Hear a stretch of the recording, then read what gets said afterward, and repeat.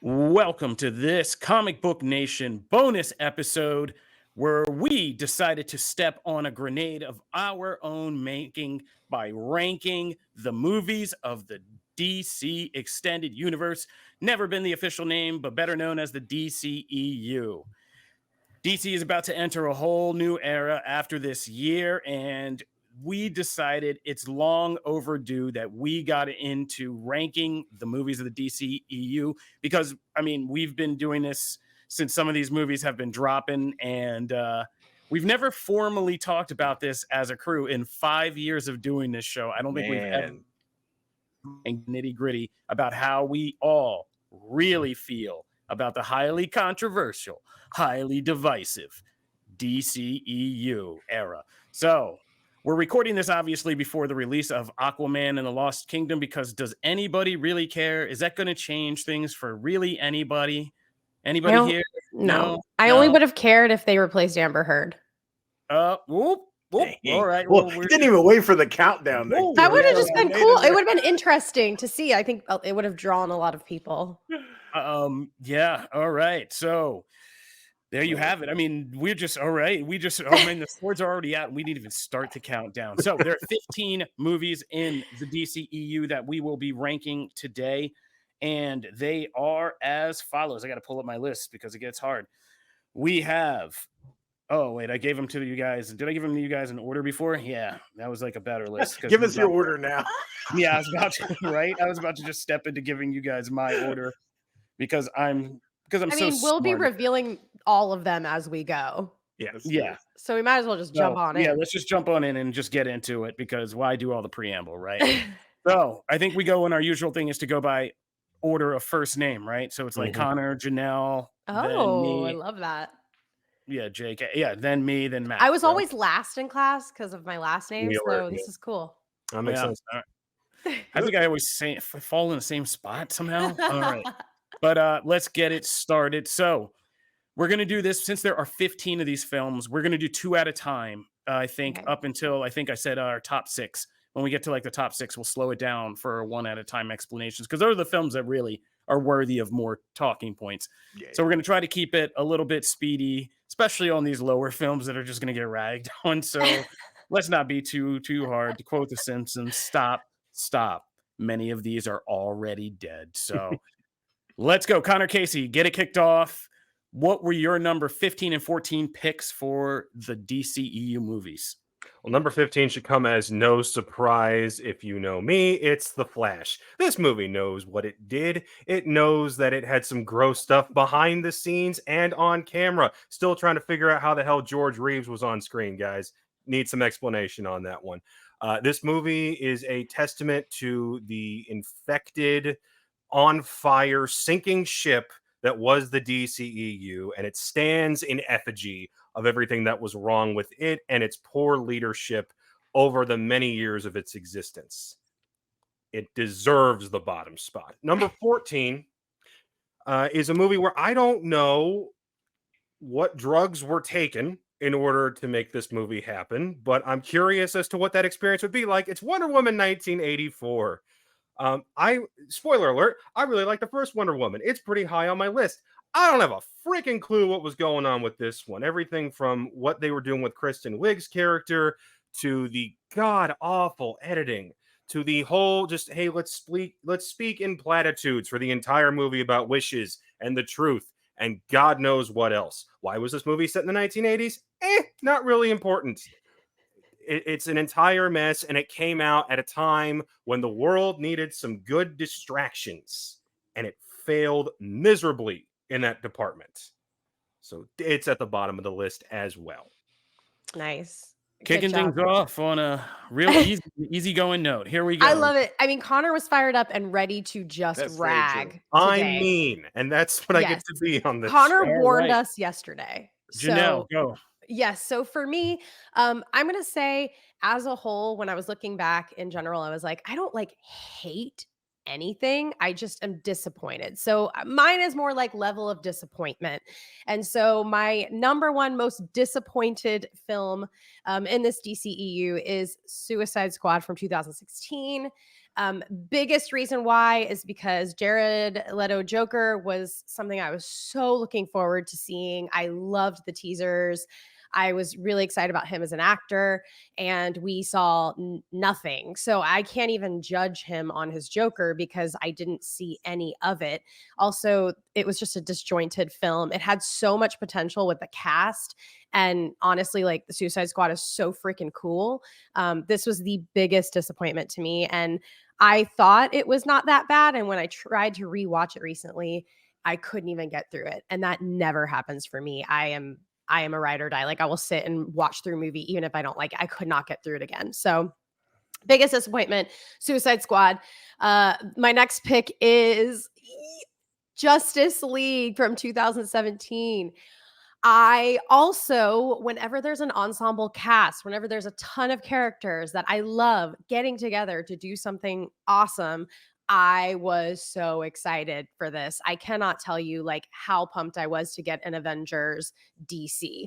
And I was just so disappointed with this film. It didn't make sense to me. It felt like they cut out so much stuff, as we had come to find out.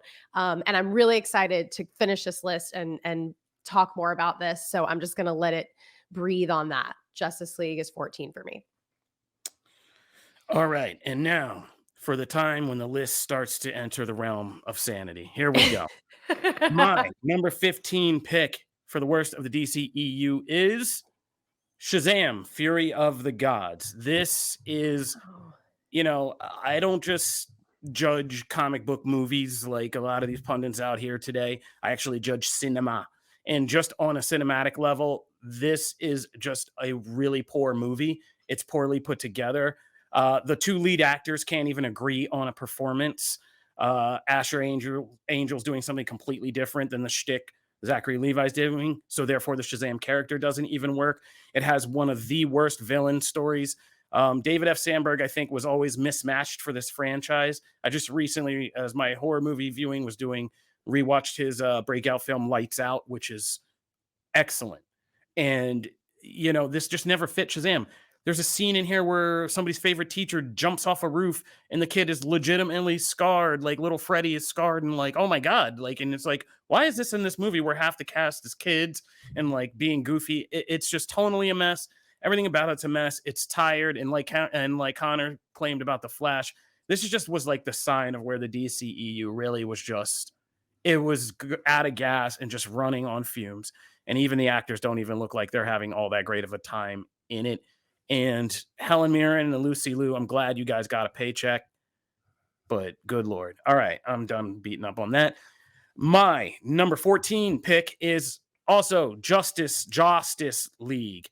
There's been a couple times in my DC movie or just comic book movie viewing life where I've seen the first scene of a movie and been like, wow, I really need to get up and get out of here.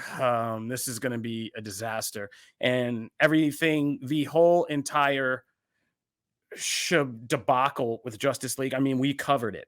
I was in the office when we got the news that Zack Snyder was gone and Joss Whedon was taken over, and we nearly fell over our desks. The very first scene of this with Batman on that rooftop, it's clearly really bad.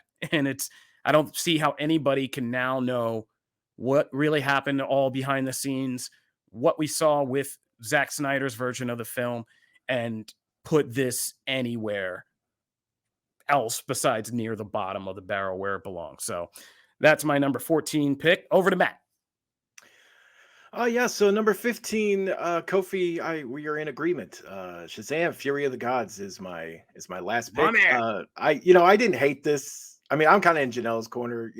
Like there's things I rag on, obviously, but like I didn't hate this movie. I feel like as much as everyone else did. However, it is just simply the weakest. I mean, and also, as we're about to get into here, the Shazam side of things just felt so, like there was so much potential there to connect the universe and connect these characters, and then everything just kind of fell apart. So Kofi put it really well. I think he said everything I need to say about this. And then number 14 is Black Adam.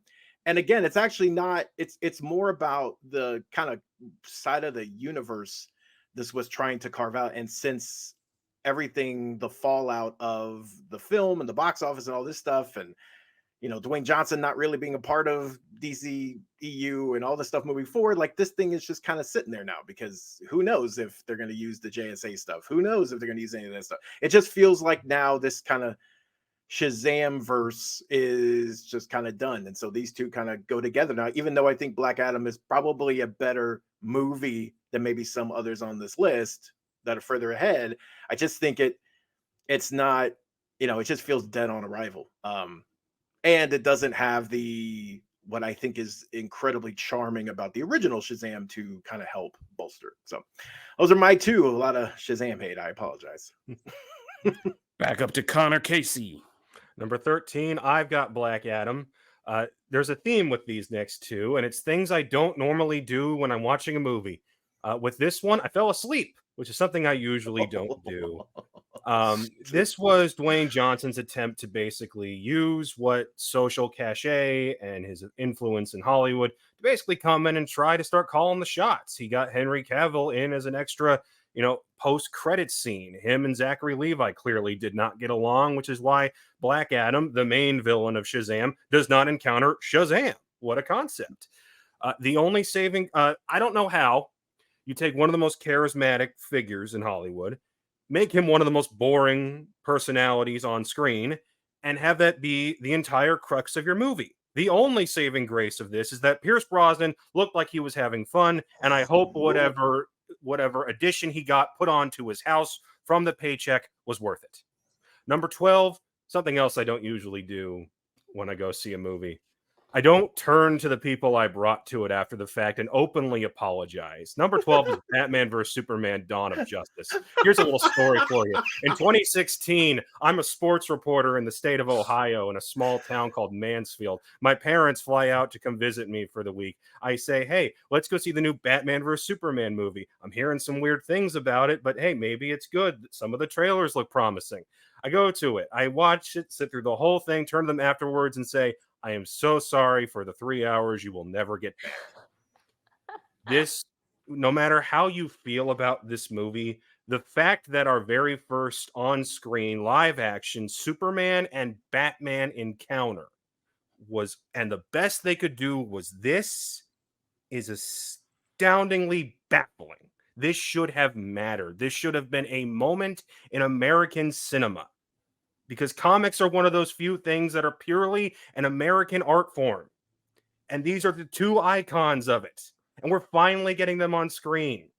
And you failed. And I know that there's a director's cut. I know it's a little bit better, but that doesn't make up for all of its shortcomings. And screw Jesse Eisenberg as Lex Luthor Jr. Connor, that's great. That's great. We're starting to align here a little bit, because my my 13 is Wonder Woman 1984. I feel like everybody's talked about this at this point. This was such a letdown, and I, in fact, did the same thing that you did with my parents on this film. We sat down during the holidays. We were very excited. I can never get my dad to turn off sports on the big screen in the living room, and I begged him. I said, it's gonna be worth it. It's a sexy superhero woman. It's gonna be amazing. After this film, I apologized to my family for wasting their time.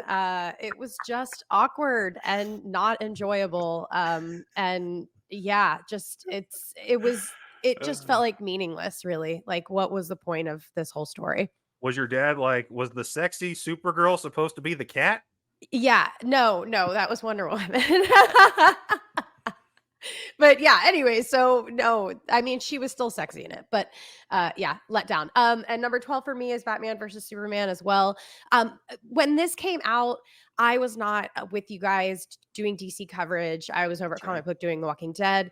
I was such a casual DC fan. I started off more of a fan of Marvel. So I, as a casual fan, did not feel ready for this. Like, I didn't have enough development of Superman or Batman with Ben and Henry. And so when we got this, it felt really like left field. I was like, wait, what? Why are they fighting? Like, where did this come from? Why? And I just feel like for the casual viewer, it was really confusing and just convoluted, and a lot of characters and a lot of context that if you weren't really like knowing the comics or whatever, you were kind of confused. So that was my biggest qualm with it. Going back now, looking back when I rewatched this, I was like, oh yeah, it makes more sense because like I know about, you know, that rift between the two, but back then I was very confused. So yeah. All right, Kofi. Well, I think the moral of the last segment was don't still be watching superhero movies with your parents. Let's go. Yes. Let's move on. Let's go on. Yeah, I stopped that a long time ago. But we're gonna put all some of these takes aside. I'm gonna go. What are we on? Number 13? 13, I forget yeah. where I was.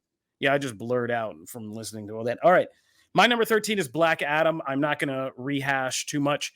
The only reason it's above some of the other things on this list were the actual quality action scenes we got, and the JSA characters kind of bringing something fun to it. Those parts were fun, and it was kind of looking like we could get some interconnectivity to the universe that would be fun and building out a new corner. Like Captain Marvel, they kind of strangled it with a script that had the main character, like Connor alluded to, not make any sense or be engaging in any way, all for the sake of a mystery that wasn't a mystery, right? Like we got advertised what this story was, but then the movie tries to make it a mystery that he's like the dad and not the son, and the son died. And it's like, bro, we knew that. That's been Black Adam since the beginning. It's not a movie point. Like, so, and then, so this guy's got to like be mysterious the whole movie, which is just to say lifeless and boring. So it's hard to do that with The Rock, but this movie managed it, but better action scenes and some fun supporting DC characters puts it a little bit higher. My next one is Wonder Woman 1984 is my number 12 pick, just because, you know, I got to see the first Wonder. I was one of the first people in the world to get to see the first Wonder Woman, kind of what they had put on screen. I got to go see Patty Jenkins do the No Man's Land sequence and play it for us when she had just edited it over in London. And I was like, yo, you made a hit. And so, yeah, the downgrade in quality and the baffling choices they kind of make in this movie are really, it's really a letdown. Now, it still has some things. It still has the banter between kind of Diana and Steve and that chemistry. It still has kind of Gal Gadot and kind of some fun things. I even like what Pedro Pascal does as Maxwell Lord, but it is a complete kind of down step from the original, from the cheesy mall opening and all that. To, you could see what happened, you know, no shade, but like when the Snyder influence was pulled back a little bit more, it didn't come out so great. So that's why I'm putting that there. And for some reason, we had to have a long conversation about sexual consent with this movie. What the hell, guys? Always good to have, and I mean, it was better than Transformers, so let's just move on. Matt. All right. So my number 13 is Justice League, the 2017 film. There's still parts of that movie I like, but it does feel like the more you watch that movie, the more you feel like you're watching half of one movie and half of another. It just feels very Frankenstein at certain parts, and the tonal shifts don't mesh sometimes. So it's just, you know, over time that movie has kind of become less and less and less watchable. And then you know, Batman v Superman, Dawn of Justice is the one here. Now Kofi knows I've always bagged on this movie. I've been a detractor for a long time. And here's the thing though, the reason it's not lower on the list is because to me, it gave us one of the best Batman scenes of all time. That Batman sequence in this movie, I will put up against anything. That was the coolest Batman fight sequence ever. Okay, that scene rules. And there's a couple of those scenes that when Snyder's kind of aesthetics and, you know, cinematic style really mesh with just a cool, it's just allowed to be cool. And it works, man. It's just my thing with this movie has always been they tried to shove 4 storylines that are their own movie, if not two movies unto themselves, into one. And it bit them. And it's always going to do that because there's just only so much space, even when you have 3 hours. So that's me. All right, Connor, you get to speak again. Number 11 and 10 are two movies. Such a weird way to put it. Thank you for deeming me allowed to speak. So for these next two, there were two movies on this list I still haven't seen, and I sure as hell wasn't going to go out of my way to try to watch them. So I felt like the stuff I actively dislike deserved to be below them, but they had to be somewhere on the list. So number 11, because I don't like Zachary Levi, Shazam! Fury of the Gods. I haven't heard if this movie's good. I never intend to watch this movie, but here it is on the list. So congratulations. And number 10, because I've heard it's decent, I might get around to this one at some point. So I feel like it deserves to be in the top 10, is Blue Beetle. Woo! Way to go. Nice. Okay, so for me, my 11 pick, I know we just like slid through that really fast. My 11 pick is Black Adam. You guys have hit on it so many times already. The action is great. Kofi, I agree. So that's why he wasn't lower. Really enjoyed it, but it's hard to live up to some of these others. So number 10. Now, guys, this is no longer like me roasting. This is my top 10. So I'm not roasting anymore. My 10th favorite is Auquaman. It was cheesy and fun and goofy and a little more lighthearted, and that felt great. And I don't really have anything to hate on about it. I enjoyed it, and I just enjoyed some of the other things more. So that's where I'm at. We back to me? All right, good. Speeding up here. I like it. My number 11 pick is Suicide Squad 2016. There are elements of this in what David Ayer was making that I really enjoy.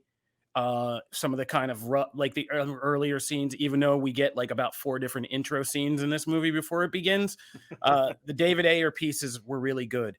And I'll never forget that this will go down in history as one of my favorite trailers when they played his kind of raw cut of the film at Comic-Con 2016. With the whole I started a joke and like that whole original trailer.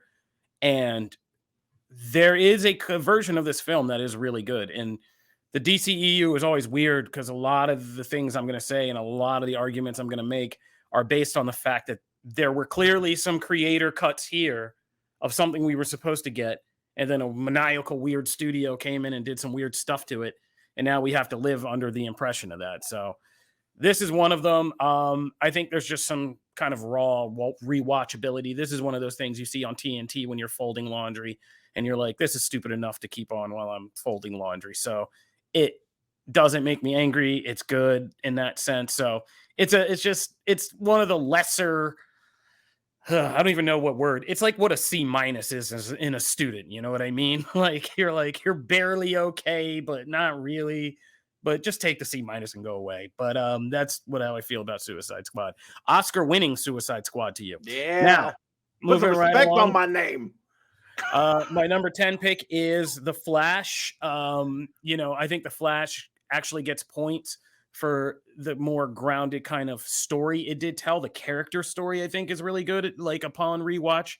And it does that whole alternate self thing really well. Ezra Miller, they actually did a really good job separating the performance from, the real world and all of that other craziness. But like the core story and character story is good. And it's actually a resonant story if you're a DC fan and understand who these characters are, Barry changing his mother, how that resonates through Batman's story and all of this stuff is well done. And I like the twist they did with the villain about being this version of Barry. And there's some powerful scenes in Flash that scene with his mom in the grocery store at the end. I don't know how you don't if you're a son and you have a mom, I don't know how that doesn't resonate with you. If that was the choice you had to make, that's Peter Parker on another level. You know what I mean? So there are some really good, powerful scenes in this film, but it's also a great kind of example of everything that kind of went wrong with the DCEU and not being able to make decisions and make choices to go one way or the other. and also everything kind of rotten and weird at Warner Brothers, where they just crack open a vault and just start rolling out dead celebrities to appear in movies and do all this. So that in the just forever baffling, overcomplicated, underfinished use of CGI is it's the weirdest hodgepodge example of I mean, in some ways it just kind of embodies the DCEU experience totally, right? So from the fan theory experience, everything about it is just there. So it deserves a spot at like number 10, kind of like where it's hovering there. So that's my 11 and 10 pick. Over to you, Matt. All right, so might as well stay on the Flash because that's where mine comes in here. Kofi put it really well. I mean, I'm the weird chasm between the baby intro scene and the emotional, like heart-wrenching, genuine moment between Barry and his mom. Is just like that. The stuff in between there's some really great stuff. I mean, Sasha as Supergirl ruled. I thought the Keaton stuff was really well handled. There's a lot to this movie that I actually really like. It's just, there's some really baffling choices that are made otherwise, and also it just kind of landed with a thud. It was just like we were kind of waiting for the why was this movie so important, where's the linchpin aspect, and that never really came to be. So it was kind of like, okay, well, that feels weird. So yeah, but there's still parts of this movie I really like. Did you put that on the box, the DVD cover? That feels weird. That felt weird. And weird. my next one is Zack Snyder's Justice League, because as I said on the podcast when we talked about it afterwards, I think this is a better movie. I mean, it's 4 hours. It better be. It's a better movie. And there's some aspects I really liked seeing expanded on. I thought they finally, was like, oh, this is what Desaad and Darkseid, and this is what Steppenwolf was supposed to look like, and the aesthetic and everything was gorgeous. I mean, this movie is pretty. This movie is a pretty movie to watch, and there's some really cool things. And then there's things that I'm like, did we need 4 minutes for that? Like, I get, setting the stage, and I get, I don't know, being thematic and things, but like, it's like, come on, like, there's just some things I look at this and it's like one big eye roll. And then there's other things I just love. So it's just a weird thing. I watched it. I'm not going to rewatch it again. I'm good. So Flash, I might rewatch, but I still think Snyder's work on this, I think it's a better movie, and I think there's more interesting things throughout it. So that's why it comes in there. Wow. Okay. Connor, just go on in. Hang on, I'm not done beating up on the Flash. Nothing like a movie in 2023 that takes a millennial actor and says, hey, you damn kids, stop trying to make the world a better place. Listen to your billionaire friend over here who says that everything's fine exactly the way it is. Meanwhile, Spider-Verse is telling the exact opposite message a month earlier, and it's infinitely better. Number 9. Did you have that written down? Nope, that was off the top. By the way, my list doesn't get positive until number 6. So keep enjoying this. I love this. Number 9 is Suicide Squad. This is a movie that is torn to absolute bits in the editing bay. It was well written when it came out that, hey, there was an original cut, then there was another cut, then there was a cut that a trailer company made. And what wound up on screen is a mishmash of all three, which is why, as Kofi mentioned, there's like 4 intros to this thing. It's why there are entire long-form YouTube video essays. Folding Ideas is a great one on this one, where they just break down all of the bizarre editing choices that are made from start to finish in this whole damn thing. The only things that kind of save this movie at all are a couple of good casting choices. Margot Robbie as Harley Quinn is the obvious pick. Just like Jada Pinkett Smith, Will Smith is completely wasted in this movie. And and you got us a pretty good 21 Pilots song in All My Friends Are Heathens, and a pretty good Rick Ross and Skrillex collab in Purple Lamborghini. That's about it. And the whole Jared Leto Joker thing, I've said it before on my list of rankings of the Jokers. He's a does not qualify because he's only in it for like 5 minutes. even though he was everywhere in the trailer. Yeah. So yeah, it's not a great movie. Number 8, I once heard it said that the Avengers getting out on movie theaters before Justice League was like Kiss going into the Rock and Roll Hall of Fame before the Beatles, which is why number 8 is the Joss Whedon version of Justice League. This is a thoroughly unimpressive movie.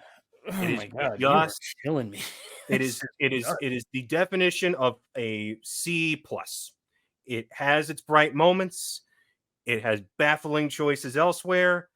You can tell what parts Joss had all of his fingerprints over, and it's not a movie worth pursuing and worth going after and watching again. It was fine while I sat there in the theater. I've never thought about it again. I've never wanted to think about it again. I've never wanted to do a deep dive and go, no, what was he really trying to say with this one? Nope, I don't care, because there are 20 movies I'd rather watch that are in the superhero genre before I even look in this general direction. So no, thank you. But yet it's your number 8? Yeah, none of these get good until number 6. Have you forgotten how negative he is on the DCEU? You gave me I love you. 15 choices. I love you, I bro. don't like some of these. I think your list is trash. I love you though. I'll do a positive one. Yeah. Okay. I am looking at my list and I realize I accidentally flip-flopped these two, unfortunately. So I'll do what I wrote, but this is actually one higher. Number 9 is Man of Steel. And remember, these are my top 10 favorites. So Man of Steel I thought was spectacular. It was so freaking fun. And it was like my introduction to Henry as Superman. And I was just very excited about Superman in general at this point. And I feel like everyone was. So I know that, like, I feel like some people were hard on this. Like, it was like a 50-50, like a split. Like, you either loved it or you thought it was a disappointment. I was one of the people that was really pumped about it. The only thing that was kind of lacking was like the chemistry between him and his Lois Lane. Like, I didn't really like feel the romance, felt kind of shallow to me. But yeah, I like this one. And the more I actually am like looking at my list, I'm like, I probably should have done this higher, but that's okay. The next one, you guys are going to hate me. You definitely aren't going to agree with me. I have Shazam! Fury of the Gods. I thought it was good. I thought it was fun. I really, if you liked the first one, I feel like it's a follow-up. Like, it's the same vibes. It's happy. It's feel good. It's self-contained story within the DCEU, which it had to be. And yeah, I felt like it got a really bad rap. And I think that's unfortunate because it's obviously so different from what James Gunn was, doing with his Suicide Squad and Peacemaker and stuff. It was so different than like Zack Snyder's dark stuff. It's obviously totally different from The Flash, and I'm okay with that. And I appreciate it for what it is, and that's why I enjoyed it. Well said. This is angering. I think this is going to end up dividing. I have a question. You say my list is trash, but you had Justice League at 14. So what's the issue? Me? It's not in my top 10. Okay. It did not crack the top 10. I'm half joking with you. I just do not agree with your list, and I'm putting it out there for the listeners to know. I'm going to go a little mid and boys on this one. I don't agree with most of my co-host lists, and I think this is going to end up dividing us more than uniting us. But we're in it now, so now we got to just keep plowing through. This. I don't. I know you are. I know you don't. You don't care. You'll just tell me to shut up anyway. So you don't care. That's how we started this whole podcast. Was you just looking across the desk and just putting on headphones? I believe those same headphones, just being like, "Shut up." It probably was. I need to get new headphones. Anyway, so my number 9 pick, and feel free to rag on me because I guarantee by the end of my list, you guys are going to be up my back about my list. So let's get into it. So my number 9 pick is Shazam, the original Shazam. It's just like the most like middle of the road kind of fun, kind of okay DC movie. It's a terrible look at Philadelphia. I don't believe it at all, but they managed to rein together enough to make David F. Sandberg's kind of tonal things. Like the scary parts weren't too scary. There's a lot of really funny parts in this. Levi and Asher Angel are so much more in sync, making the character fun between the Billy and Shazam sides of it. You know, you have Mark Strong anchoring down a villain, and you have a great finale and a kind of great story that has some powerful parts. Again, that part where he goes to see his mom, and you think it's going to be this movie thing, and they're like, "No, this is Philadelphia. Your mom don't want you," and like all of that stuff. And he has to learn to love his surrogate family and really value that. Like, there's an actual arc there, and by the time they all become the Marvel family, or the Shazam family, I guess we call them now, it's a pretty good. It was a pretty good thing, and the whole fantasy of a kid being able to be an adult superhero was well executed in this. There's a lot of funny scenes as they're training and doing all that stuff. So it's a cute, fun little movie. Not the greatest.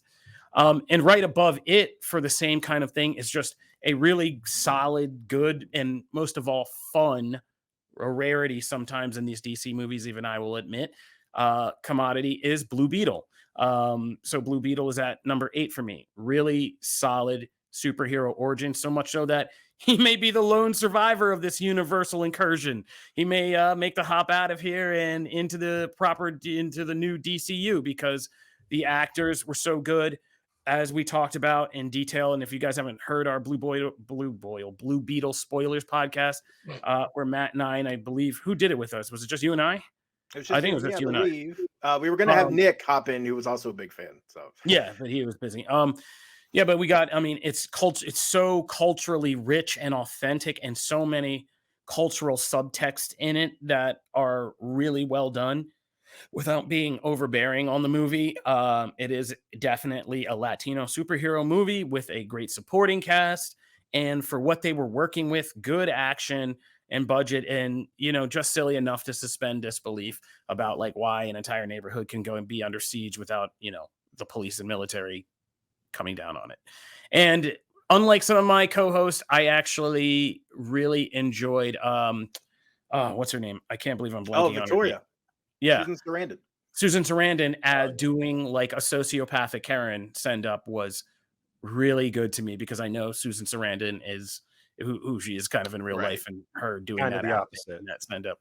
Yeah, exactly. And her kind of doing that. And she's another one. Her and Robert De Niro this year have done two, and that's a weird thing to pull in from Killers of the Flower Moon, have done kind of like, you know, white sociopathic person of power, so entrenched in their kind of crazy belief that they think they're really a friendly, good person, like really well. She does it, and they're just both master actors, but she did it really well in that. So I like Blue Beetle, and I think it deserves to survive. I think that franchise does deserve to survive. So that's my number 8. Even in this video, we still got a Scorsese mention in there. Good job, Kof.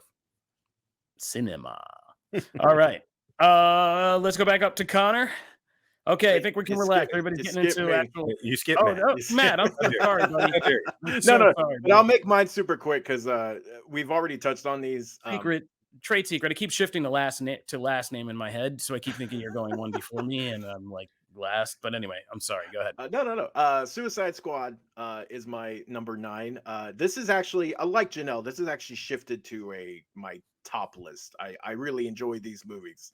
While I enjoy some more than others, if they're in this kind of area from here on out, I actually really enjoyed them and will rewatch them. I think it's safe to say that all of these I will actually rewatch at some point if they're on or whatever. Suicide Squad, the 2016 Suicide Squad, has a lot of issues. It has some of that Frankenstein thing that Justice League has.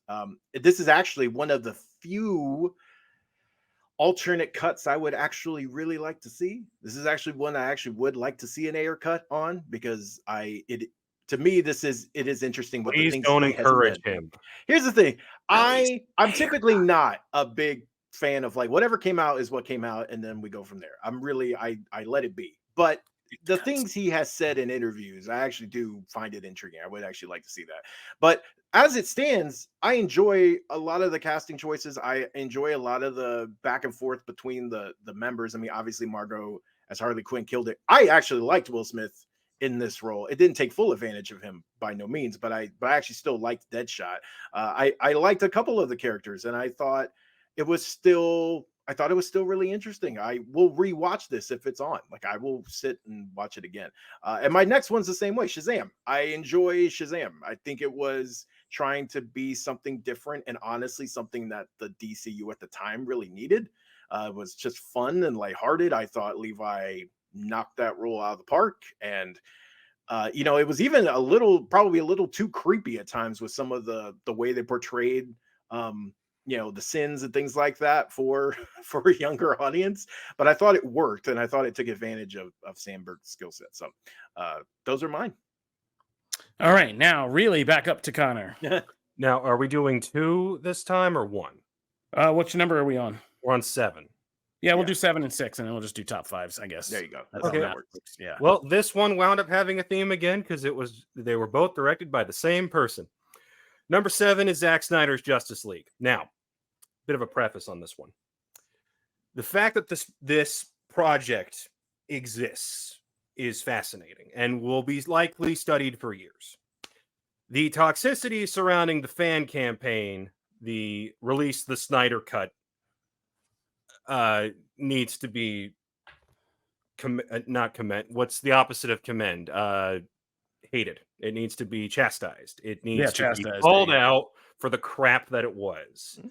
And honestly, I think that Snyder played a significant role in some of that by fanning the flames, by going, hey, go to this social media network that nobody except me uses, and I'll keep giving you little tiny morsels, and I'll say, I swear this cut is real. It wasn't real. It was never real. The only reason what you got that 4-hour on HBO Max exists is because Warner Brothers at the time was desperate to put something out because it was COVID, and they said, hey, Zach, here's a bunch of money. Go take what you made, add some extra stuff in it, recut it how you want it, and put it out. It wasn't like there was a ready-made reel for anyone to just pull out of a safe and throw onto a movie screen and call it a day. But that was what so many of these idiots online were trying to argue. As for the movie itself, it's 4 hours. It's okay. It's just fine. It's better than the Joss Whedon version. But when it ultimately comes down to, hey, Darkseid got his ass kicked on this planet one time, forgot where it was, and now he remembers where it was because Steppenwolf came down. It's not exactly a thrilling ultimate climax for the Justice League finally coming together and joining forces and trying to take down an unstoppable evil. It's really just Batman doesn't want to do this by himself, so he's going to get other people to help him out.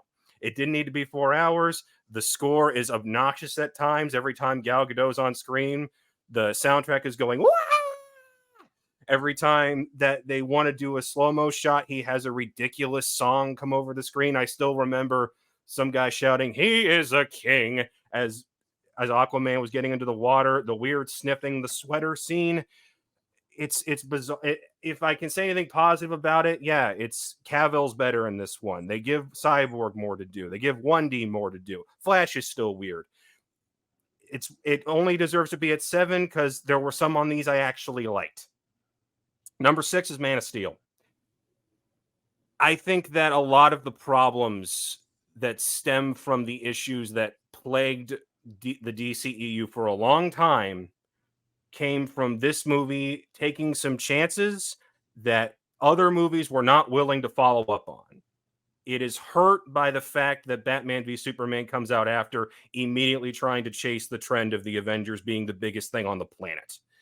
By itself, in its own bubble, it's decent. Snyder's got some interesting ideas. It looks gorgeous at times. Wish they would have injected some color back into it, but they keep trying to suck it out. And I think that later projects have shown that Henry Cavill is a good Superman and that he has so much raw, natural charisma. He was able to show that in this movie, even though the script gives him nothing to do. Zod is also a fun villain. I've beat up on enough of these. This one is a B-. Yeah. That's a B-. I like that. Yeah, this is like What?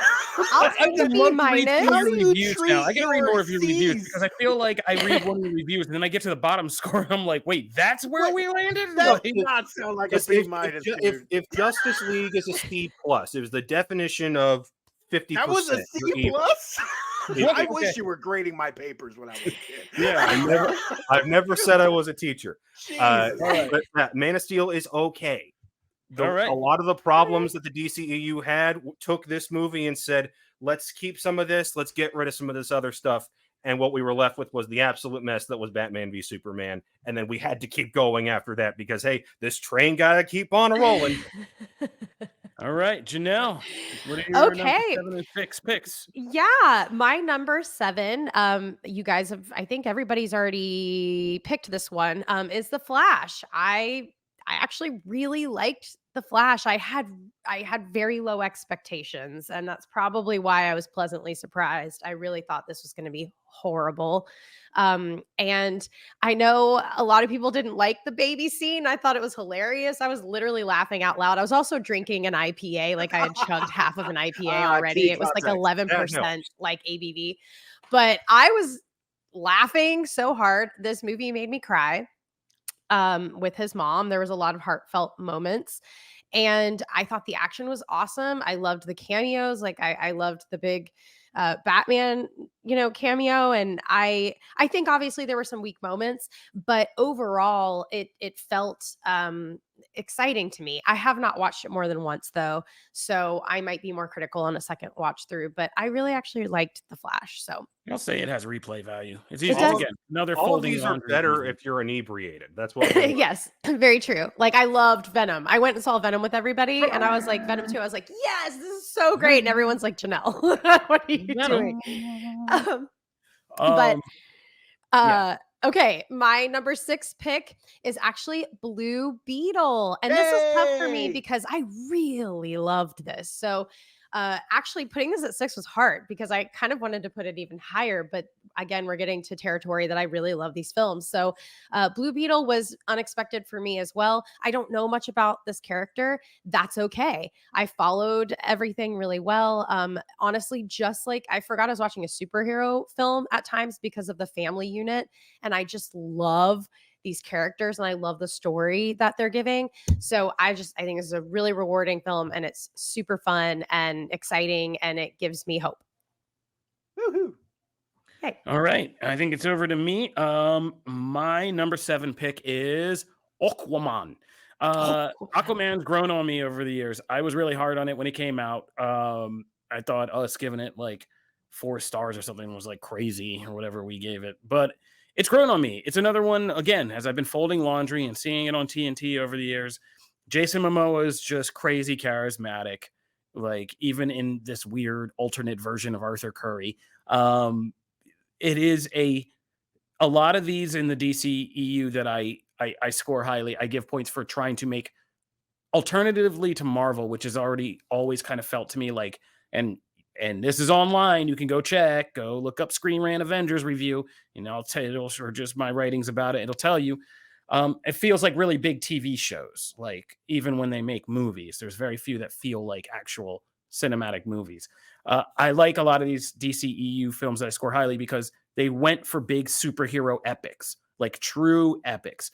Aquaman's like 3 hours for some reason, but it's a big, grand, old school movie adventure epic. It's Indiana Jones with water powers, right? Like going into different places, looking for treasures. Meanwhile, this evil army is building up in the background. Everybody's going for this big relic. And there are some great twists in Aquaman. I never thought they would have the whole thing with his mom. I mean, I haven't seen some weird stuff like that since Blade, where you wash up on a shore with your lover and your mom's like hanging out there and you're like, oh man, now I'm having mom issues.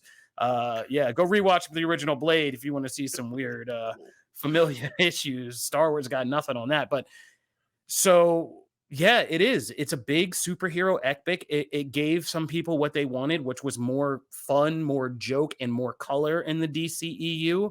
It's a colorful, beautiful kind of movie. For not being Avatar, they do the underwater thing pretty well. And there are points when James Wan really gets to cook on the scary horror front that are really great. Like that trench sequence is great. Yeah. Like it's freaky and the visuals are amazing. And even when he has to kind of communicate that final, I forget the name of the Kraken or whatever is down there and have that whole conversation with it, that freaky monster, like all that's good. And him getting the armor and the trident, like it's all epic and it feels like it culminates in something big. The end fight with the tridents is dope. Like, yeah, Pitbull singing Africa is silly as hell. But like, you Mr. know, Worldwide. it's a big blockbuster worldwide demographic movie, and so you're gonna have that kind of it has a Fast and Furious sheen to it, right?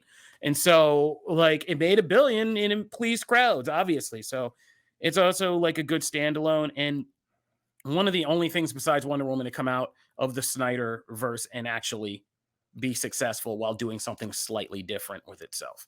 So props to Aquaman. My number 6, and I don't think it's been on the list yet, and I got nervous and I had to relook it up. But my number 6 is Birds of Prey. Okay, so I guess everybody scored this higher. Interesting. Ooh, this is like playing poker. But my number 6 is Birds of Prey. And my number 7 and my number 6 are really interesting, and I didn't plan it this way, but when I was just sitting here looking at it, because one of these made $1 billion and one of these made like $1, and it's really baffling as to why. I think I don't care what anybody says between this, Ahsoka, and other things I've seen. I still think there's this big WNBA unspoken kind of sheen around comic books and superheroes and geek culture. And if you don't know what I mean, listen to Comic Book Nation more regularly because I keep repeating these things. But, you know, the WNBA is a phenomenon where we swear these top-notch athletes who are just as talented or somehow not as interesting to watch as this other thing. Like, right? And it's like, that's kind of going away slowly but surely, but it's still very prevalent out there. And I feel like it happens in superhero movies too. This has a wonderful cast. Like, it's just crazy to think of how many people are now so like respected for, say, jumping into Star Wars or something like that. Mary Elizabeth Winstead, Ewan McGregor, Margot Robbie, Journey Smollett, all of them cooking in this movie. Kathy Yan cooking. The climactic fight scene has girls tossing hair ties to each other. Like, where do you get that in other like films that are not like authentically kind of female vision superhero films? Like, girls are tying up their hair in between punches and kicks. Like, it's crazy. It's fun. And the plot, having Harley as this unreliable narrator kind of taking us through this crazy story, it's so much more fun. And when you watch this movie over and over again, it's like, it's crazy. Like, how did we all in the midst of February, and I get it was COVID, like everything kind of, that was 2020, right? Like everything went crazy right after. It was this. right before COVID. Yeah, it was right before COVID. Before. Yeah. And so it's crazy that then it got swept under our, you know, very real fears of the world ending, that we kind of forgot this one. But I feel like this is going to be one like the TikTokers become a discovered gem when they're like, hey, we found this movie. And they're like, yeah, okay, kids. But like, you know, it is really well done and a good noir tale with a good character study about Harley in it. And they've taken things from this movie, I feel like, and kind of leaked into DC Comics as Harley has evolved there, about her personal kind of feelings about being a villain, being a hero, and like what the in-between is, and like kind of doing it her way. So great stuff. This movie really deserves much more love than it gets. And yeah, it's crazy that my number 7 made $1 billion and this one made like $2. So go figure. Matt. So I don't even remember what number we're at. We're 7. 7. Yeah. My number 7 is actually one that's lower on everyone else's list. So Wonder Woman 1984. I don't dislike this movie as much as other people do. I get it. I like it, all makes sense. I understand why people don't like it. The 80s aesthetic and everything was always going to kind of be up my alley. There's parts of the love story between Diana and Steve that I just really enjoyed in this movie, and some of it goes too far, and some of it, you know, feels like it's not quite all the way thought out. But there's a lot of it that I really enjoy. Gal as Wonder Woman makes up for a lot. I just adore her as the character, and she just is the character to me at this point. Kristen Wiig is fantastic as Cheetah, and in fact, that's the casting I was most worried about coming into the movie, and she's great. I just wanted her on screen more. I kind of didn't need the Maxwell Lord of it all. I could have just had a Cheetah movie. It's a comic book movie thing that like they always feel like they got to shoehorn 2 villains in every movie, and I just still don't understand that. I still don't understand that because it's, to me, it doesn't, it works out less than it works out. Like, you know what I mean? Like, I feel like it's Batman Returns. Burton did that, man. But like the times that I always feel like one character suffers and is underdeveloped or doesn't get enough screen time. And in this one, to me, it was Cheetah. It was just that I wanted more of that character. I could have seen a lot of that. That's one of her greatest foes. And so I dug it. I'm really bummed that we're not going to get a third one, and this is the last one it seems like we'll get with all this group together. But I'll still watch this again if it's on TV or whatever. I'll sit and watch it. And my next one, Kofi just mentioned, Birds of Prey. That was again another one that I had kind of the Birds of Prey are actually one of my favorite comic teams. Period. Batgirl is obviously a huge favorite of mine, but Huntress as well, Black Canary, like that team. And so when it wasn't exactly that team and Harley was kind of the linchpin, I was a little worried coming into that movie because I'm like, I don't know, it doesn't feel like my Birds of Prey, doing that whole thing. And then I watched it, and it's really freaking good, man. They did so well. The casting is top notch. The battle sequences are fun, and they really had me when they did that scene in the trailer where Harley's throwing the dynamite out of the car, and I was like, that whole thing feels straight out of an animated series or a comic book, and that tone is throughout the entire movie. So fantastic movie. Did not get the praise it deserves. I would love to see them take another crack at it somewhere down the line. Dude, what they had planned for the trilogy was so good. Yeah, I mean, those ideas, oh my God, so the Gotham good. City sirens of it all, Yeah. and would have loved to have seen that. So, And Harley in the middle of it all. Oh, Yeah. man, it would have been so great. But if nothing else, I think it's a consolation prize that without this movie, we probably wouldn't have had the animated Harley Quinn series. true. So, anyway, back up to Connor Casey. Now we're just going one at a time for top fives, but I feel like we can get through this pretty good clip because I think we gotta get moving. I think we've exhausted a lot of movies. Yeah, it's a lot of movies, man. Yeah. All right, Connor, your number 5 pick. Number 5 is Birds of Prey. It's the first one on this list that I feel like it knew exactly what it wanted to be, and it arrived on screen as promised. It wanted to be fun. It wanted to be action. It wanted to be violent. It wanted to be a little crazy and a little silly, and it accomplished all of those things. There are a few downsides. I think the title is a big reason why this movie didn't do well at the box office. People were confused, and they changed it midway through to drop the whole fantabulous nonsense. Yeah. Cassandra Cain catching a weird stray. She goes from being one of the most badass figures of the Bat family to a teenage girl who just really needs to poop. And you killed. I'm glad that one caught. And then Ewan McGregor is aggressively excellent in this, and is one of my favorite villains of the last 10 years in comic book media. And you killed him at the end of his first movie, and I feel like that was a missed opportunity. So that I feel like that was a mistake. Other than that, it's a lot of fun. Connor, I am in complete agreement. My number 5 is Birds of Prey, and you guys kind of all summed it up perfectly. I just this is the love closest coalescence we're ever going to have on this list. Maybe. Yeah, and 2 number 6s and 2 number 5s for this. All right. For me, like I remember when it came out, I first started coming on the podcast, and I have a clip of me talking about how excited I was about this film, sitting on the couch in the old studio with you guys and going, it's like the Spice Girls. And it was like the violent Spice Girls, and it felt so great. So you guys kind of summed it all up. It's just a great, great film. And the rewatchability really is awesome. And now I have a Halloween party tomorrow, and I was supposed to dress like Draco Malfoy. And now I'm like, maybe I should do Harley.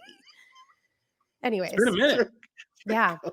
It's been a minute. I think I first met you, the first thing you did was shove a picture of yourself as Harley. You're like, check this out.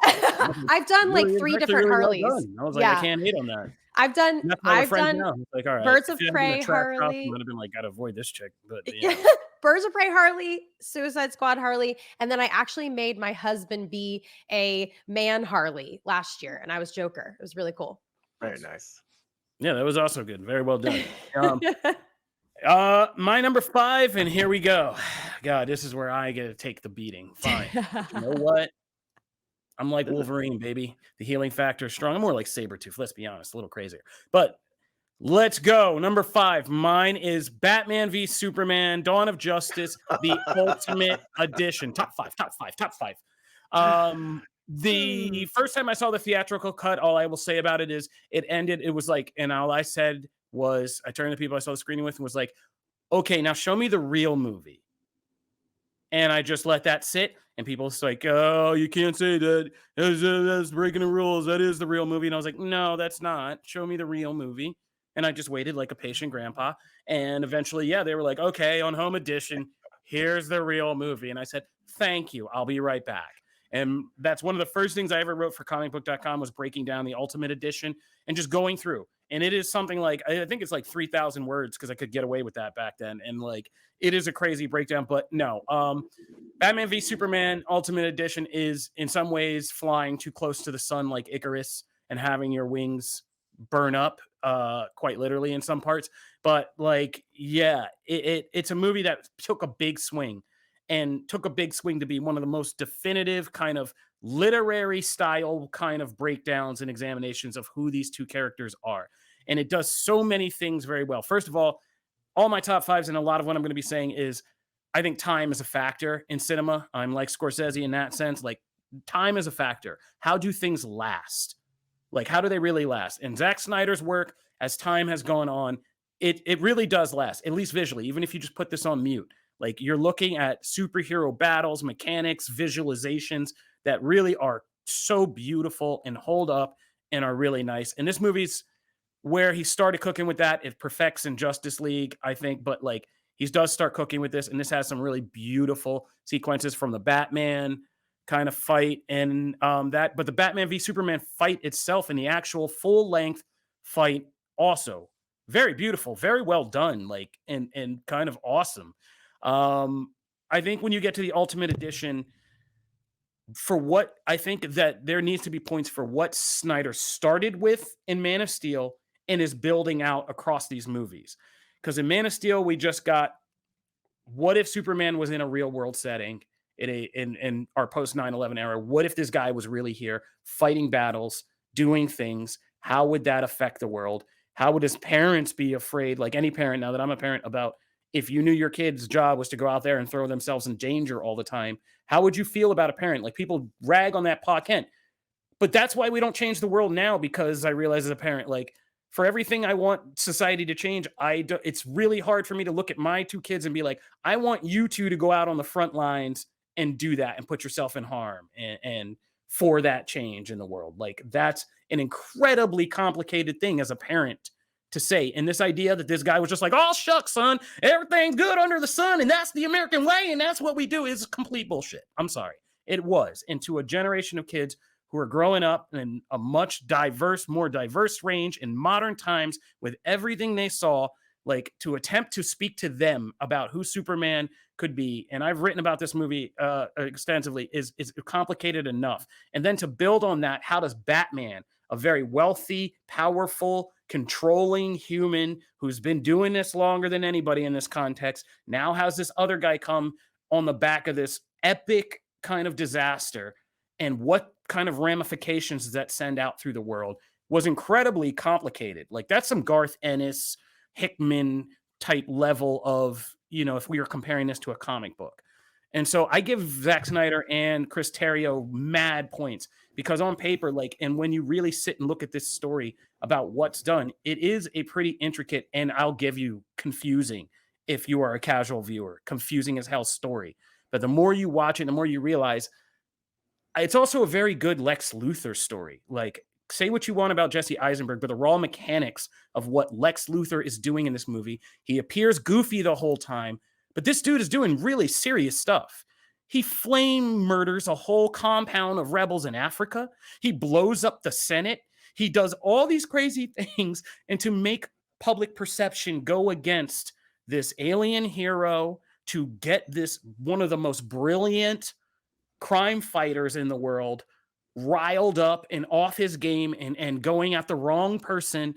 It's all really masterful manipulation. And Jesse Eisenberg and Henry Cavill on top of that roof tower talking when he figures it, when he holds him and shows him he kidnapped his mom, and puts that photo up to Superman's face, this little scrawny, nerdy guy, is one of the, say what you want, I think it's one of the most interesting kind of comparisons of those two rivals.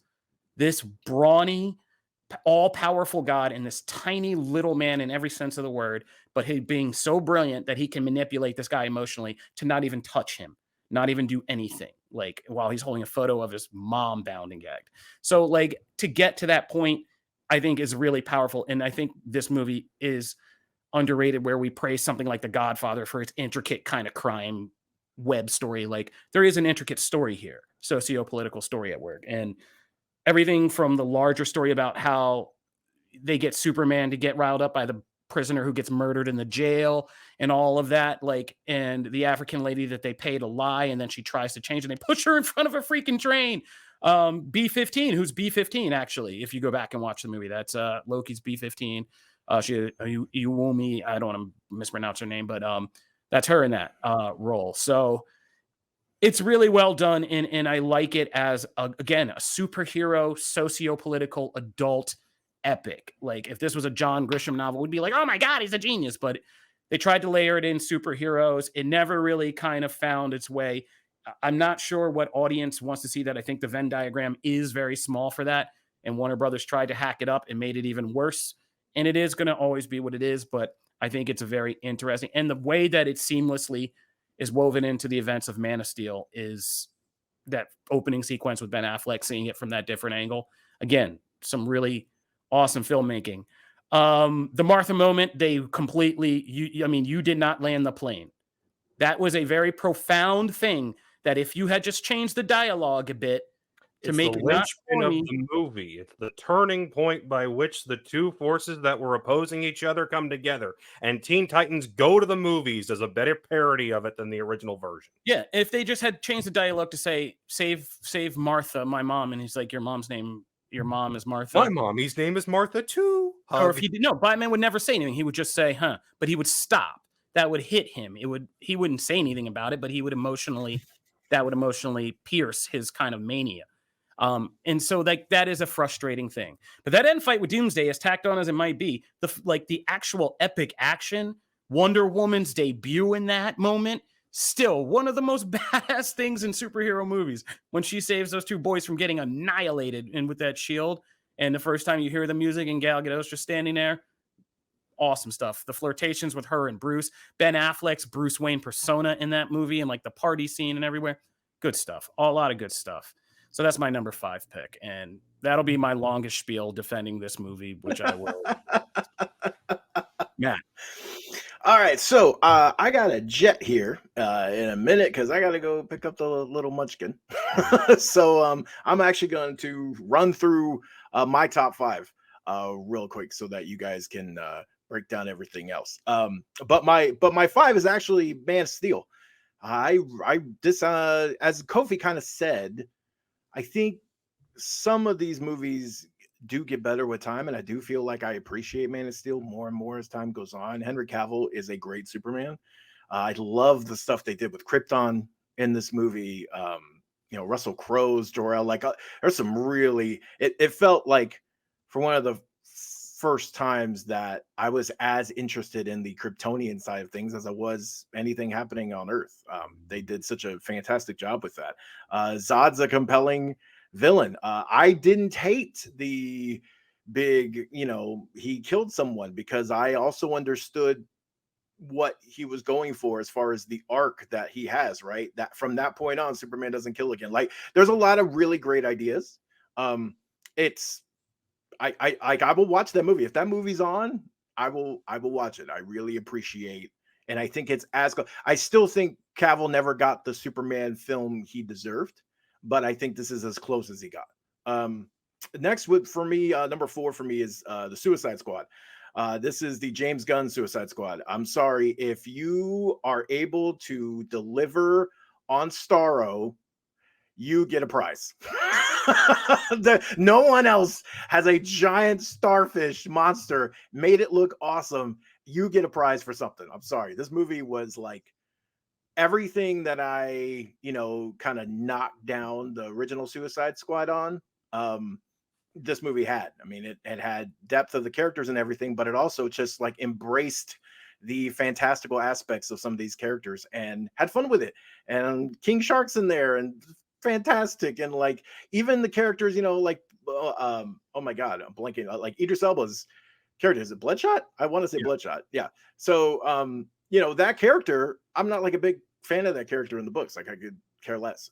He made the character like really like, oh, hey, I like what's happening there with the, you know, with the daughter stuff and the like. There's a lot in that movie that I just love. So that movie, it gets a.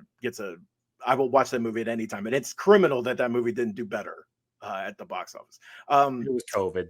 Yeah, it was, and also that was still the Max stuff, but you know, I don't blame all that. Number 3 for me is Blue Beetle. Fantastic movie. Everyone probably knew this was going to be higher on my list. It is because of all the things like Janelle and Kofi mentioned. The family aspects are just phenomenal. I want to see this family more. The Powers, I thought they did a great job of embracing and feeling that out. There's plenty of potential for other Beatles and things like that, as we've seen in the comics. I'm very excited about the future. But as a film, this was one of those films that I kept recommending to people. I told my family to go see it. I was like, you know, I called in the, you know, the Spanish fam. I said, hey, go support this movie, damn it. Like we got to support it, you know. It was one of those. And I, you know, it sucks that it didn't do better, but I just really enjoy it. I'm glad Jaime's sticking around. Number 2 for me is Aquaman. I am a unabashed fan of the Aquaverse in the DC Comics side. I was very excited for this movie. And this is one I actually just rewatched. And you know, some of the like effects are a little duller, you know, than they could be. You know, it could use some sprucing up and stuff. But man, that Trident fight still rules. The stuff underwater, I'm so glad they got rid of those stupid bubbles. Like this actually feels, you know, like Aquaman. And when he comes out in the suit, the original suit, you know, it's been modernized and updated, but it still looks awesome. That moment, I was just giddy. It's so cool. And I also I'm a huge Mara fan. And while to me, they still didn't do enough with that character, I like some of the things they did do. So, and then number 1 for me is probably a surprise to no one, because I think I said it last week during a show. I think I said that my number 1 DC movie would probably be Wonder Woman. And lo and behold, it is. So it's Wonder Woman. That movie is untouched. There is no other DC movie that is as I can watch from start to finish over and over again. It's funny. The action hits hard. I will never take a shot at Snyder's theme, Wonder Woman theme, because that thing rules. Every time it comes on, I get hype. It's awesome. This movie really defined what that character could do on screen. And it has all the heart, and it solidified that like Gal is like the Wonder Woman I see in anything else. And I just enjoy it. So that's also one of the few Blu-rays I have. It's just that one. Just in case on a rainy day my internet goes out, I need a Blu-ray. I'm gonna watch Wonder Woman. So that's my list. I hope I cannot wait to hear what everyone else says on theirs tops, because I have lots of questions and stuff. But I got 2 jets. Yeah, this is a masterclass on Matt using his child as an excuse to run away from all ridicule and rebuttal to his picks. Well played. Good job. Well played. I'll catch you guys later. All right. Since we just did that, I don't know who saw it in the message, in our Slack message, but I said we'll just go through everybody's 4, 3, 2 real quick, just to speed this along, and then we'll spend some time where everybody can talk a little bit longer about their number 1 picks. So, Connor, can you give us your 4, 3, and 2 picks? Sure thing. Number 4 is Aquaman. It's dumb fun. It is the best way I can describe it. It looks cool. It's got some fun action sequences, a lot of explosions. It's just pure dumb fun. The fact that it made $1 billion, I think, has a lot more to do with China loving underwater movies than anything else. Number 3 is Shazam. This feels like a Amblin movie made in the late 80s, early 90s. It's funny. It's a little creepy and scary at times. It's harsh. It dives into some harsh topics about childhood, especially about orphans. And but it's overall, it's really fun. I think this is the one where the child version of Billy Batson and Zachary Levi is the adult version. I felt like it really meshed into one convincing performance. Is the Mark Strong as the villain a little forgettable, but the sins themselves are pretty awesome as far as visuals go. And then number 2 is Wonder Woman. This is overall, I think this is pretty excellent. My gripe with this one is the same one I have with Black Panther, which is the final fight isn't great. It doesn't look great. You've got David Thewlis, noted star of stage and screen, stomping around in what attempts to be a God of War style armor set, and it just looks a little too goofy. Other than that, it's a great movie. I think the No Man's Land sequence is going to be put up as the best scene of any DCEU film. The dynamic between Wonder Woman and Chris Pine as Steve Trevor, I think, absolutely works. I wish it had carried over into the sequel. It doesn't. And yeah, I've always enjoyed this one, but I've always had issue once Ares finally does show up. Nice. All right, Jay. Awesome. Yes. So my number 4 is The Suicide Squad. James Gunn can do no wrong. I love everything he does. I really do. And I have really high hopes for DC and what he's got in store. I know that it's a certain style. I like his style. Makes me happy. The cast was awesome. The giant starfish is amazing. The action, just everything. I just loved the entire thing start to finish. I've watched it like 3 times. Big fan. You guys are gonna laugh at me. My number 3 is Shazam. So I'm starting to realize that I like all the fun movies. Like I'm picking all of these like fun, silly, like laughing, good times. And I'm starting to realize that is probably the Marvel fan in me, the Marvel like movie side. So yeah, I loved Shazam, the first one. It was so much fun. I love Zachary Levi in this role. I loved the kids. I thought they acted so well. And it was refreshing. It was a nice, refreshing release when it came out. And I was really stoked about it. And rewatching it back, I had just as great of a time now, like watching it now. So number 2 is Wonder Woman. This was such a great film. So many of you guys have already like picked it and put it up in the pretty much the top of the list. So you've kind of run down the reasons why, but perfectly casted. She is an incredible heroine. I think that she will always be a standout to me. I was hoping that with James Gunn coming over to DC that she would be the one that we keep. I was hoping we'd keep Gal, but I don't know. I don't know who's going to be able to live up to how great she portrayed this character, especially in this film. This film was so great to me. All right. Thanks, Jay. Yeah. I can go through mine pretty quick here because this is what I thought we'd start to kind of coalesce in a lot of these. So my number 4 pick is Zack Snyder's Justice League. Same thing that I said about Batman v Superman, just a bit better. I was happy they finally gave him the chance to finish this after what happened with Justice League. And I think unlike so many like finishing films, there was a lot more effort put into this, a lot more production value. I think this is as close as we're going to get to getting like almost, and I know Snyder loves this and I know it's going to make some people mad, but like old school biblical movie style superhero epic. It's 4 hours. If you ever go back and watch the 10 Commandments and stuff, those things were long as hell. But it really does have reverence for these heroes. So a little too much sometimes in the slow-mo sequences. I'll be the first to say, but like the battle sequences in this one, I feel like there's actual chemistry in this one amongst the cast. I feel these characters over the course of this movie come together, bond over actual things, have actual respect and love for one another in battle and become a team. It actually happens in this movie as opposed to the first one. We're like, well, got to go to Russia. Guess we'll ride together. Okay, my man. That's the team building thing of the first one. My man.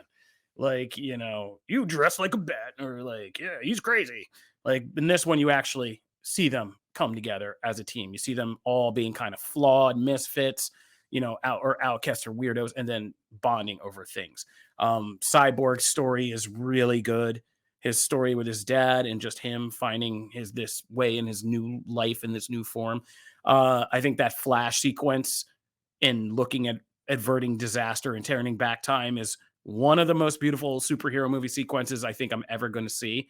That whole thing. And you've seen it replayed all over social media. The whole, when he's talking to his dad, he thinks he's going to die. And he's like, just trying to go back and how it rebuilds everything. All of that is really well done. And yeah, more so than Avengers, this felt like gods coming together and fighting. When they're doing battle at the end against Steppenwolf, like it feels like these are the most powerful beings on the planet and some of the smartest humans like coming together and being a kick-ass superhero team. So I like it. I even like the way it was broken up in chapters. I now watch it in chunks like that. I watch like part 1, part 2, part 3, part 4 over a couple days, whatever. In the streaming era, it weirdly kind of fits.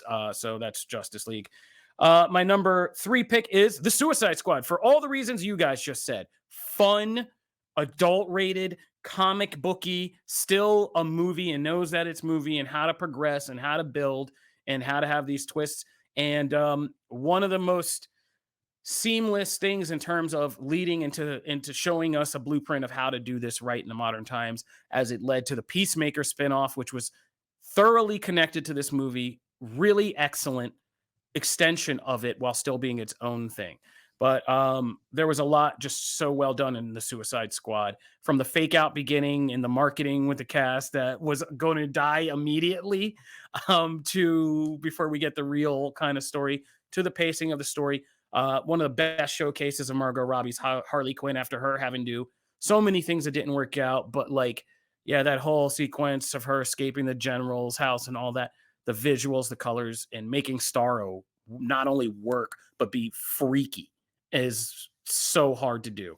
But this movie does it well. And one of the most rewarding just replay experiences in all of these films easily.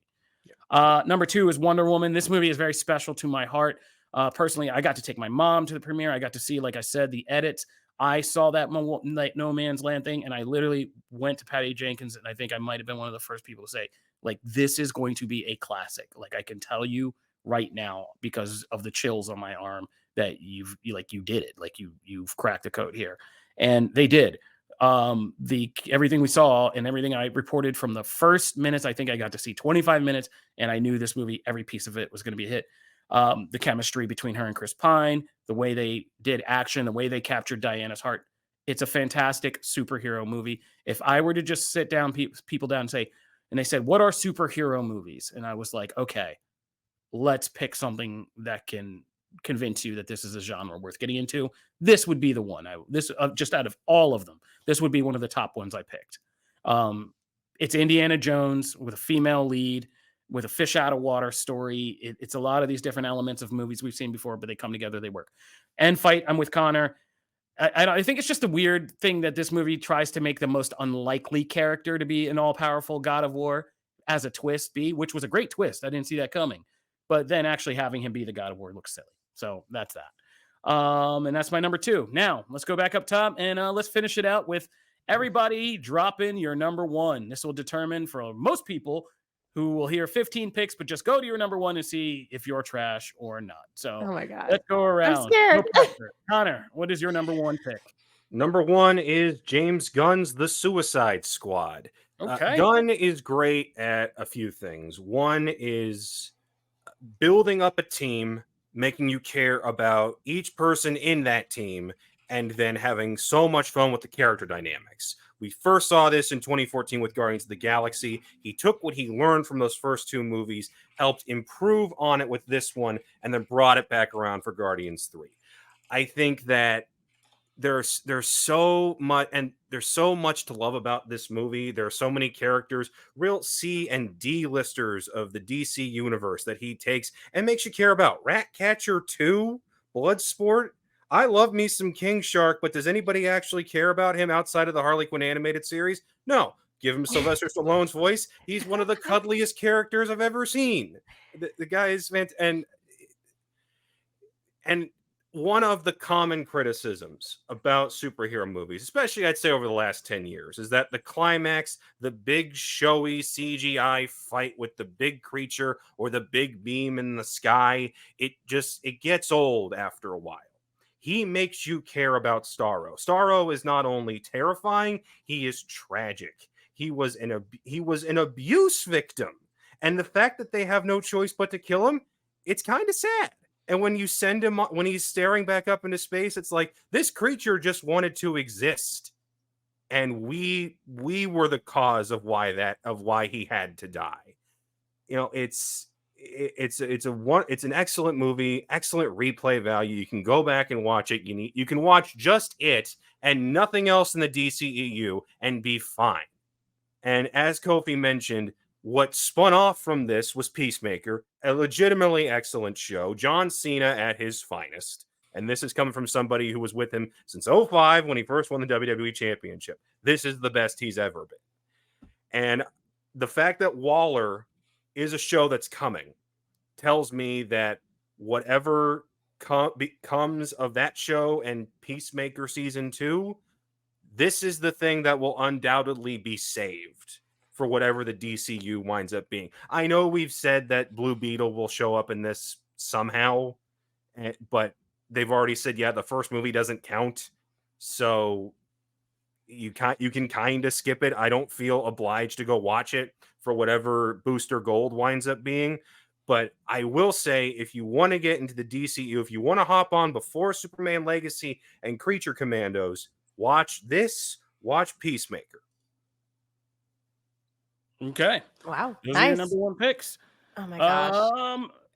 Janelle. I'm scared. I don't want to get so much flack, but if you've been following along, you know what's been missing. So Can we get the graphic? If we yeah, could get the graphic up, yeah, that'd be great. Now that we're finishing everybody's list. my number one is actually Zack Snyder's Justice League. Okay. I knew I liked you, Janelle Wheeler. Yeah. Okay. Dude, I don't know if you remember, but when this came out, I watched it 4 times. 4 times. I watched it twice by myself and twice with my husband, and I just loved it. It was not a movie, it was an experience. It was a cinematic experience. And thank God it wasn't in a movie theater, because it was so long that you would have to leave halfway through. It was so nice to be able to like pause it and go do your own thing. Do what you need to do. What you're saying is it's a movie that doesn't actually work as a movie. Yeah, Oops. it should have been a show, honestly. But I regardless, I just loved it. The style, I love Zack Snyder's vision in this. I'm so grateful that we had a chance to kind of like make a record-breaking thing. Like, this has never happened, like that a director gets to come out with whatever they wanted like years and years after a film has come out. I mean, this kind of, I know that it's toxic. I know that besides all of that stuff, as a fan of these characters, it was kind of like what I needed. It was a final chapter. It closed that book for me on the Justice League, and it was everything that I had hoped that the first one was. Obviously, it's way darker. It's different than like Avengers, which is poppy and bright and colorful. And I love that. Like, I loved what it was. It was obviously a major win compared to the one that was out in theaters. And yeah, it was just epic. It just felt so powerful. And the fact that I watched it that many times right when it came out just kind of goes to show you that like it was very special to me. So yeah. All right. That leaves just me. And to wrap up this nearly 90-minute debate / rundown, if you've been paying attention, it should be no surprise that my number one is Man of Steel. As I've said, this is one you can go back and look. If you just Google Screen Rant Man of Steel review, you'll find me. And I saw it first day, saw it before opening day, released my review. I think this one stands up in against the test of time as the greatest visual representation of Superman on screen that I've seen, in terms of just realizing his powers, realizing kind of his like the fight mechanics between, Zod and Superman at the end are 10 times better than what the Wachowskis did in the end of the Matrix Revolutions. That's a low bar. Right, but it's still like that was amazing at the time as like superpowered flying people fighting. This was 10 times better. Yeah, I actually like the fact that Snyder and the team and even Chris Nolan helping out jumped in to give you this more complicated, forcing you to examine Superman in the new, more complicated world we had built around it. I, like Matt, also really respect this as the start of an arc that was going to be something really epic, as we see. And you look back now through what happens to Superman through, Batman v Superman and Justice League, Snyder Cut, and his rebirth. Like, yeah, the whole killing to kind of coming back from the dead as this new, more hopeful Superman by the end as a literal kind of rebirth was interesting. I think the time dynamic, any of that, but just staying with Man of Steel, I started doing this job at a time when it was kind of being looked at that Snyder and Nolan would be the two shepherds of what the DCEU was going to be after the Batman franchise. And Nolan said, I'm not going to direct any more Batman, but I'll help you with the rest of this stuff for a brief period. And then after Man of Steel and all that, he was like, all right, enough of this crap. Like, I'm out. I'm tired of arguing superheroes. But their DNA both lives in that movie. And I think it's a very interesting mix. I like the nonlinear storytelling. I like how it kind of jumps around. I know that some people think that sacrifices the romance between Clark and Lois, but I see them meeting and respecting each other differently. It's not like an, oh, shucks, you're a super powered hunk. Like, I love you. And, oh, Clark, you're not like, I don't like this Clark Kent guy.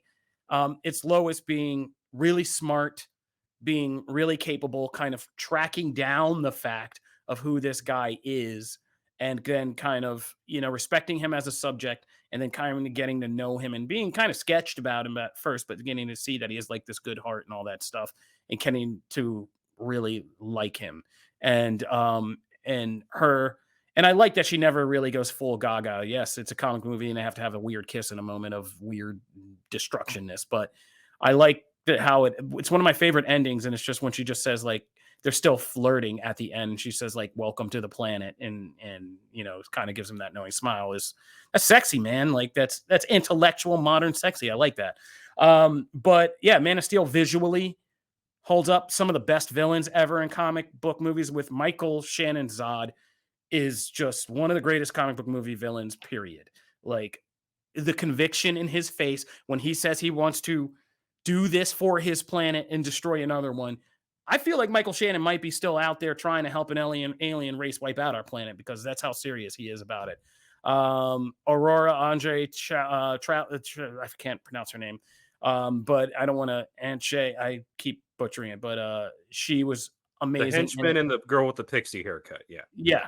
Amazing. And a supporting, and just like a stacked supporting cast that is just really fantastic, from Christopher Manoli. Oh my God, I am going to get flame word. My brain is dead. We are at the end of this. The whole supporting cast is some of the finest character actors in TV and like film today. It's nuts how good everybody is in that movie. And yeah, even the more controversial, complicated points, I really now, as time goes on and I change as a person, like I said, that Pa Kent stuff sticks in my head more and more as a father now of a young son. And would I have the selflessness to tell my son to go out there and put himself at risk for the whole world of other people besides our family? Like, I don't know if I am that kind of strong person. So like, yeah, it really does kind of stand the test of time as cinema. So that's why I put Man of Steel at the top of my list, and it started this whole thing off, really. So there you go. Man, it's been an epic, long breakdown, but there you have it. Those are our respective rankings for the DCEU movies. We are so curious to know which list you guys agree with the most. We're putting it up on the screen now. If you're watching this visually, pause, take a long look, see who you agree with, and then let us know. If you are listening to this in audio form, you can pretty much go back over it and hear our individual picks, or just watch the video and get the visuals, and check out our socials where we'll post our rankings and let people argue it over there.